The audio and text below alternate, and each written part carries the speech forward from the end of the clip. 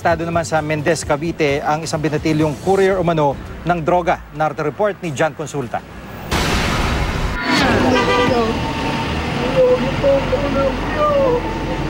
Hindi na nakapalag ang 15 taong gulang na target ng mga operatiba ng NBI sa Cavite.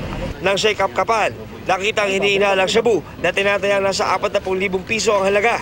Iginasa ng NBI ang operasyon matapos makatanggap ng intel report na nagsimula na raw ilipat ng mga sindikato ang kanilang nakatagong supply ng shabu sa Laguna papunta sa Cavite. Mainit na raw kasi ang sitwasyon sa Laguna, bunsod ng sunod-sunod na operasyon kontra iligal na droga ng Laguna Police. Nakasuot ng Duterte t-shirt ang binatilyo para umano hindi paghinilaan. Sinasadya nilang gamitin itong mga minors para i-circumvent itong batas ng tungkol sa mga minors. Okay, sir. Pag nahuli, hindi pwedeng ikulong? Hindi basta pwedeng ikulong. At para hindi raw halata at maging mainit sa mata ang kanyang galaw, sinadya raw ng suspect na ibiyahe ang droga sa pamamagitan ng pagsakay ng bus at jeep. Ang ama na nahuling minor de edad, nakakulong ngayon sa New Bilibid Prison dahil rin sa droga. Pero hindi raw nahinto ang operasyon nito. Idala ko lang daw po yun. Yung ano?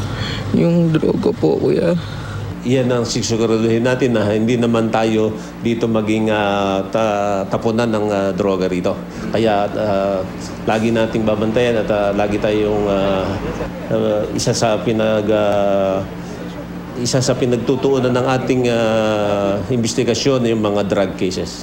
Hawak na ngayon ng NBI ang cellphone ng binatilyo para matukoy ang iba pang kontak ng grupo sa kanilang operasyon. Ito turn over naman sa DSWD ang naarestong minor de edad para mapasailalim pansamantala sa kanilang kustodiya. John Consulta, GMA News.